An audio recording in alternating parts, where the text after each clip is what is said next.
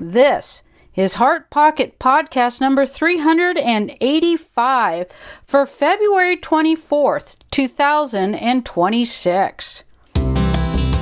Heart Pocket Podcast, seeking to align our hearts with God's heart, making our hearts more like the heart of Jesus.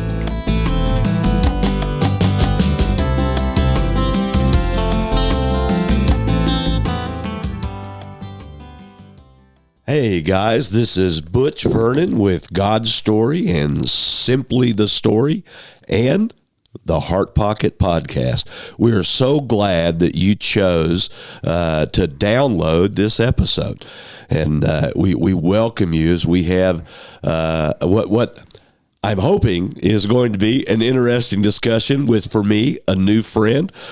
Rob, it's good to be sitting here in the basement with you as we talk about Bible storytelling. Yeah, it's amazing to be here. So, and we also have Andrea with us, who is, what is your title, Andrea? You're the Grand Muckety Muck? Yeah, Chief Muckety Muck or something like that. She is the Executive Director. Ooh, that's a big word. Simply the Story, and so it's a joy to have her here with us. We're in an advanced training here in Hemet, California, at our beautiful worldwide headquarters, so it's and I've just gotten to meet Rob. Yesterday was the first time, and so now we're sitting down and having a conversation, getting to know each other along with you guys. So, Rob, can you tell us a little bit about you, so our listeners can kind of identify with you a little bit? Yes, sure. I was not a believer for many, many years. A lot of rebellion and drugs and all of that insanity. And in college, the Lord just broke me, changed my life, turned me from darkness to light, from the power of Satan to God. And so from there, of course, it was go and reach all of your friends that are still living in some broken world. Yeah. And this little church just happened in the midst of all of us getting saved. It was like a small backyard Bible study. And the least likely to lead our church is my older brother, which was our drug dealer. So we finally brought him to the place where he was willing to really hear the gospel, completely antagonistic. God broke his heart. And then within about a year, I think we had 100 to 150 people showing up. And then that Bible study turned into a church. And then fast forward 8 or 9 years, Bible college, great times of revival and all of that. The Lord said, the world needs to hear the gospel. So he called my wife and I to move to South Sudan. And we did that in the late 90s. And we spent many, many years there learning culture and language and just being a part of the people. And then raising them up, Genesis to Revelation, bringing them to that point. And they said, and this is a quote, by the way, right, Rob, if God can use foolish white people like you and your team, and we know that we've seen now in the Bible, he's done that from the beginning to the end, he's going to use us. So we handed the baton to our nationals, and they said, we're going to go deeper into the war zones where there are no internationals, especially light-skinned ones like myself. And we know the languages and the culture, 45 languages, at least 20 unreached people groups. We're going to go in and begin planting churches. Wow. So that happened in the early 90s, and now we're in the mid-2020s, and we have 7 unreached people groups being fully engaged by the gospel for the first time. Wow, fantastic. All led by nationals. And this training that we're doing now is the most crucial part of it. Yes. Now, can you elaborate on this training a little bit for us? So when we teach in a lecture style, which we're used to from the pulpit, I call it pulpit time. You open the Bible, you teach the word. We love the Bible, Genesis to Revelation. Right. What do we have to offer locally and, of course, internationally? The Word of God. That's really all we have. Yeah. As we would do that, we realized that many of the people that we work with are either illiterate or they don't even have a written language. Yes. So they felt totally disconnected from the stories of God. So I'm backing up now 20 years in my memory, and I'm living in a refugee camp in a mud hut, just like a South Sudanese, pumping my water from the well and trying to figure out how God is going to work in this. And this is the quote, the most primitive culture I've ever known. Yeah. And right as I'm wrestling with this year after year, the church that I was a part of in America said, we have a trip to Israel. Come to Israel with us and just see it. And I thought, wow, that's amazing. So they invited me. I went to Israel, and I'll never forget the day I'm standing in front of this mud wall, and they call it Abraham's Gate.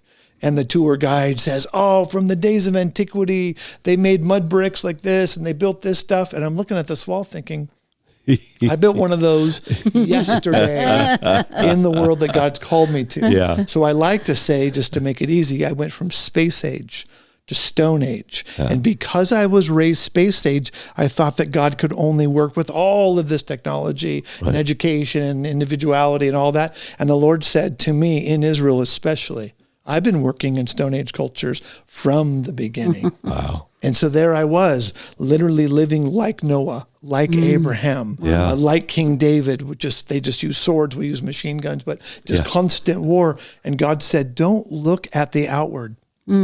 Put my word in whatever way you can into their hearts. So then we started to dig into telling stories and not just lecturing. So Genesis to Revelation, how much of the Bible is story? Is narrative, is in that fashion? At least 70%.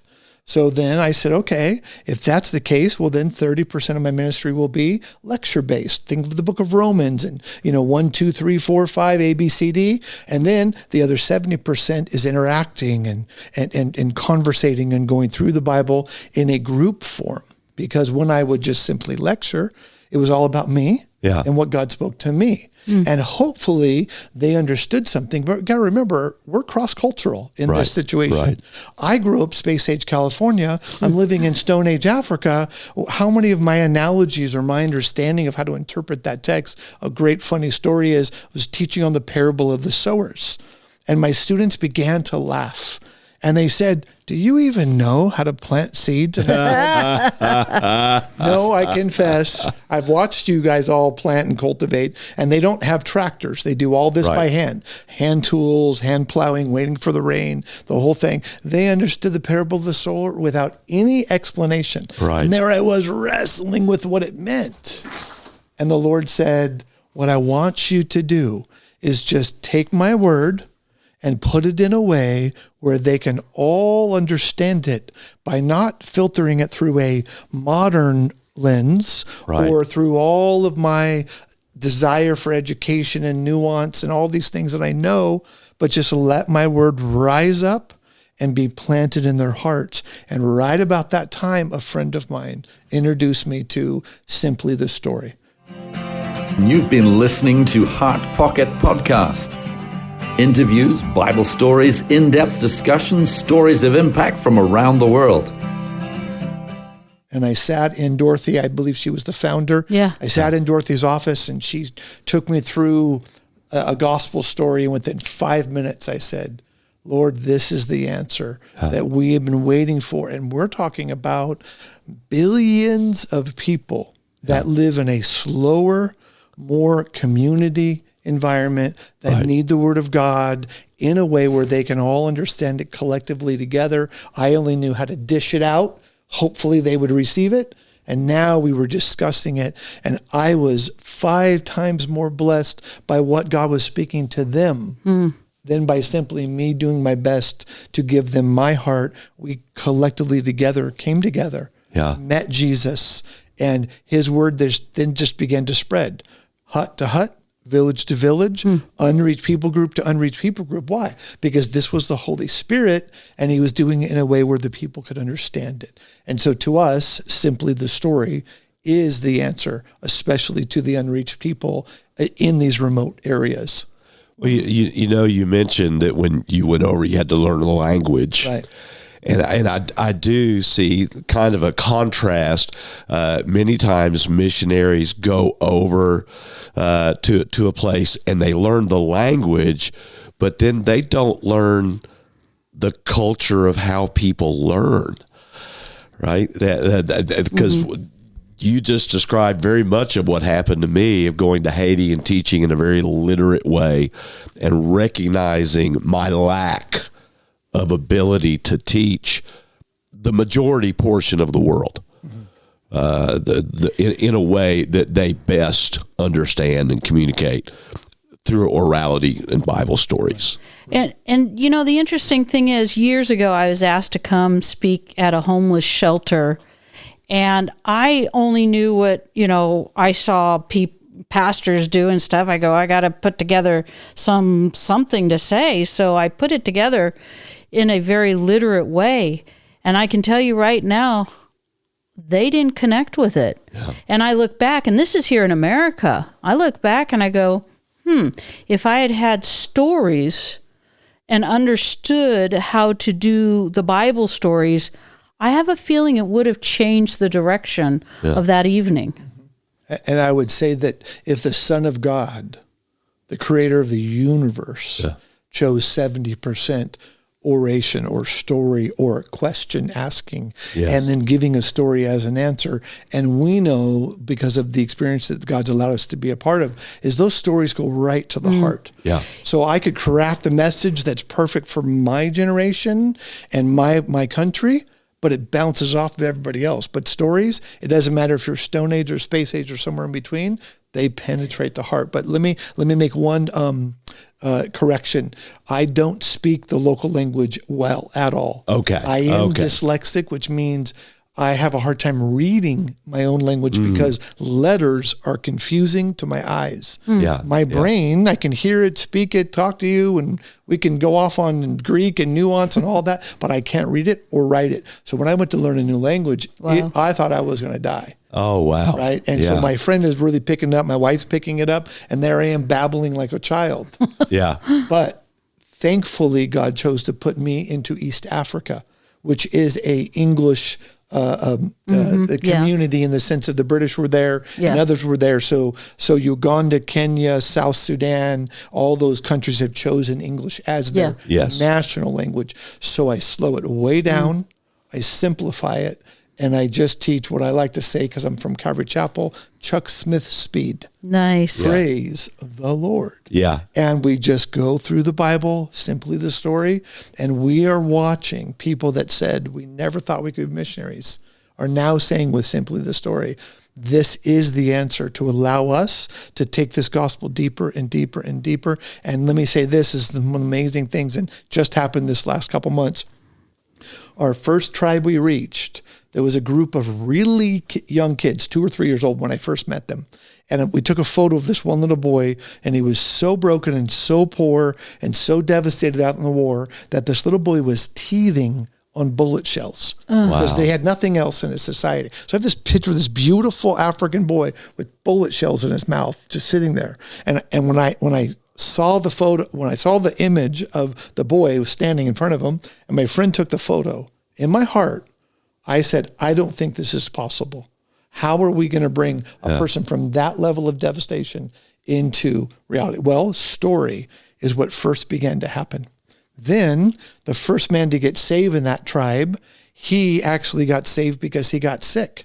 And one of our missionaries found him on the road, took care of him, helped him on his horse, took him to another place, put him in the inn. It's a true story. Paid for the whole thing. Then he got saved because he said, we've never seen love like this. As that was happening, we were introduced to simply the story. So we had that tribe, that born-again man, work with the STS crew in Kenya, and their verse that they gave to him was the Good Samaritan. Wow. So our guy that experienced it acted it out. And the 2 Kenyan teachers said, we have never seen anybody do that story that well. Wow. And he said, this is my story. Wow. Now I'm leading up to that little boy with the bullets, which was like the nephew of that guy.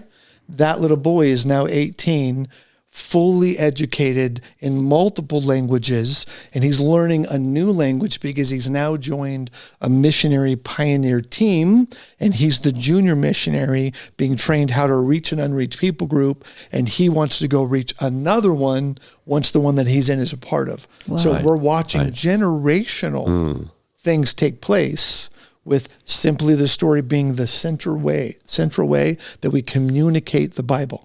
Wow. That's all we have. Yeah. We have the Word of God, and simply the story is allowing this to be expedited in a way that I never thought would happen. So in the past 20 years, we're at 7 unreached people groups. We believe we're going to add 1 per year.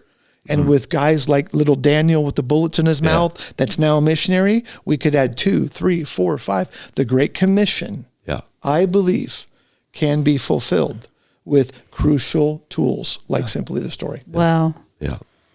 That's incredible. I just picture it, and I'm honestly speechless right now, because that's just amazing. And I love that. I mean, because you're educated, and you have a number of different ways you can go out in the field. And what I love is that you opened up to see something that maybe didn't come when you were in Bible college or wherever you were, or even maybe not even in the church that you grew up in. I mean, as a believer. Right. And you're out in the field and you're seeing certain things and you're learning as you go, and you're not afraid to implement those things. I love it. Tune in next week for another episode of Heart Pocket Podcast, and feel free to subscribe on iTunes. For those who wish to have more information about Simply the Story trainings, please feel free to contact the office at info@simplythestory.org or call us at 951-658-1619. You can also visit our website at simplythestory.org. And now you can watch God's story in hundreds of languages just from our simplythestory.org website. You've been listening to Heart Pocket Podcast, hiding God's Word in our heart pockets, changing the world one heart at a time. When it sings of glory, I sing the new soul.